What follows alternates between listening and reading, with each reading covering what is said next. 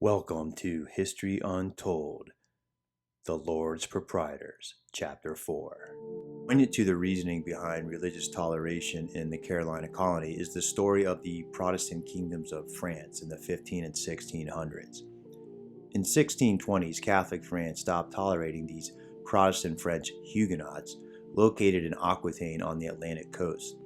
Under Cardinal Richelieu, the Catholic French military sieged the fortified city of La Rochelle for 3 years. Despite naval, food, and weapon support supplied by the Navy of Protestant Parliament of Great Britain, La Rochelle fell, and 300,000 of its citizens, named Huguenots, fled. Their wealthy leaders that owned ships had steadily been removing their treasures, currency, and supplies out of France to Protestant Netherlands and Great Britain's three kingdoms. But in the first place, exactly how did a powerful group of international traders and mercenaries, afterwards labeled by Orthodox historians as Huguenots, set up a Protestant stronghold in Catholic France? The Huguenot kingdom's ancestry derived from ancient trading and business families on the coast of Iberia, where ancestors had freely practiced Roman paganism, Judaism, and Islam prior to 1492. That notorious year marked the start of the Catholic Inquisition, which required these non-Catholics to leave Iberia or die, and most of their property was confiscated or forcibly sold to the new Catholic nobility. 1492 was the culmination of a slow 400-year process of noble families and military orders being funded by the Catholic rulers of Rome in order to win control of Iberia from Muslim sultans and nobles. It was part of a wider war with the Muslim Turk Empire that had gone so far as to conquer the capital of Eastern Orthodox Christianity, Constantinople, in 1453. 700 years earlier, the Jewish Huguenot ancestors had collaborated with the Arab and African Berber Muslims to invade and rule Iberia beginning in the early 700s.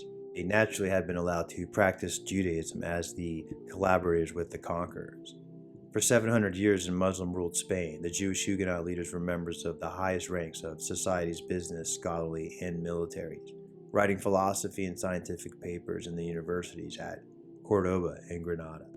The main discrimination was that wealthy non-Muslims paid slightly higher taxes for the privilege of doing business. As the Muslim kingdoms lost territory, so steadily did many communities of these Jews and Muslims convert to Catholicism in order to remain in business and keep their property. But this no longer worked after the Inquisition in Spain began in 1492, which threatened even the skilled and influential conversos, or new Christians, so that the remaining community began to migrate to Catholic France. In this period, the Protestant religion did not exist. Fortunately for them, neither did the Inquisition in France. The French Catholics tolerated these Iberian New Christians, later to be named Huguenots, or refugees, because they had military, finance, and naval power, and were publicly professing Catholics that paid taxes into the Catholic economic system. Regardless, the popes expanded the vicious Inquisition from Iberia into parts of France and Italy, ships at sea, and the Catholic settlements in the Americas. From the 1550s onward, the conversos, former Jews, and Moriscos, former Muslims, sought to negotiate deals with cities or kingdoms that would partner to protect their wealth from the Catholic Inquisition in exchange for investment and tax payments from the Huguenot business community. Back then, governments often charged one large tax, payable by the leaders of the community, and based upon the number of residents in the community. A strategic opportunity to strike back against the Catholic power presented itself with the advent of the Protestant Reformation, in which these ancestors of Iberian Jews and Muslims converted en masse to John Calvin's brand of Protestant religion in 1520. This was 28 years after the Spanish Inquisition began. An entire generation of this Huguenot kingdom had been forced to live as Catholics in France. Suddenly, France's Aquitaine Converso Catholics became Calvinistic Reformed Protestants, and Catholic properties and cathedrals were forcibly converted to the system run by Huguenots, not Catholics. In response, Catholic France invaded the provinces controlled by this now Calvinist Reformed Protestant nation within a nation. These French wars of religion lasted 80 years, until an uneasy truce was struck in 1590. The Huguenots lost territory, but maintained their independence under powerful war-preneur Duke Henry of Navarre, who descended from a noble family that originated in the 800s. The Navarre clan owned the territory, where France and Spain connect at a right angle on the Atlantic Ocean, and they were a culture involved in the industries of ocean shipping, trade finance, bank lending, metals mining, and plantation management. Many Navarre nobles likely had ancestral ties to the Knights of Malta, as indicated by this cross being incorporated into the Huguenot cross. As part of the negotiated stalemate, Protestant Navarre converted to Catholicism to be crowned Henry IV of France as well as the Kingdom of Navarre. During the reign, he converted back to Protestant and then forced upon majority Catholic France the Edict of Nantes that granted full French citizenship and business rights to his Protestant dukedom in Aquitaine. Henry reigned 21 years until assassinated in 1610. Sheltered by Navarre's power, many Huguenots could now trade more with Britain, Holland, and the German kingdoms, which had turned Protestant beginning in the 1550s. Naturally, the Huguenots needed offices, warehouses, and marinas in each kingdom, and so developed a community presence of neighborhoods and businesses that employed members from the Huguenot community only. In these kingdoms, they named themselves Reformed Protestants, and located in towns and cities where Calvinism dominated. In the United Kingdom, they usually matriculated into the Puritan or Presbyterian Protestant groups. Huguenot migrants to England were known as the refugees, and their wealthy leaders pushed England to be ruled in Parliament and the Crown as a Protestant nation. The violent and ruthless Spanish Inquisition was imprisoning and killing refugee leaders captured outside the boundaries of the Protestant kingdoms. These Reformed Protestants took action against the Catholics by pirating Catholic ships, lending money to pay Protestant mercenary militaries, and as expert plantation managers in the Americas.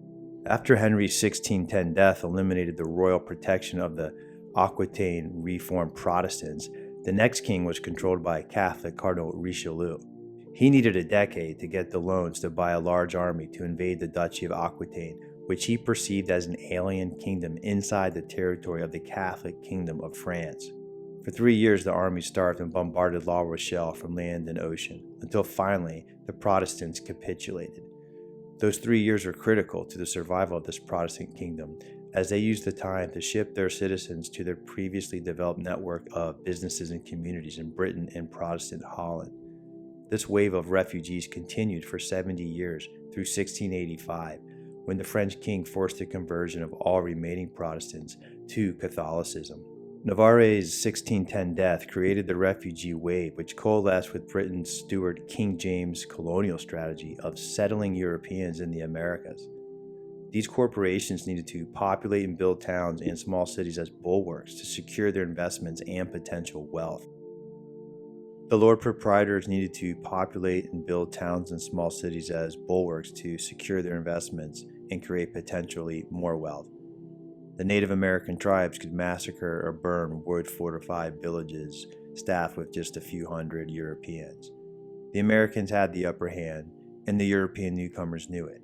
They needed warpreneur companies to settle the colony. Protestant Parliament and Catholic King James I incorporated the Virginia colony in 1606, just 4 years before a Catholic assassinated King Henry of Navarre. The Protestant refugee kingdom was now a dispersed tribe and desperately needed real estate. The British Parliament offered financing of transportation to the Americas, navy protection of their business shipping, and colonial real estate. The British elite needed a less powerful elite to run the plantation, sail the ships, and defend the colonies against the Catholics and Americans. The Huguenots' hatred of the Catholics and their adherence to their Protestant religion fit perfectly with the political reality in Britain. It was a match made in heaven. Naturally, the Carolina Charter emphasized toleration of the Protestant religion, while quietly leaving no prohibition against the practice of Islam or Judaism. Of note is Charleston, South Carolina, hosted the oldest synagogue in North America. The charter required belief in an undefined God, and that settlers be a member of one of the Protestant churches in the colony. We see a similar policy of religious toleration appear again, as the third article listed in the United States Constitution. This ends Chapter 4. Thank you for listening. The next chapter will reveal how the Lords Proprietors' venture went in colonial America.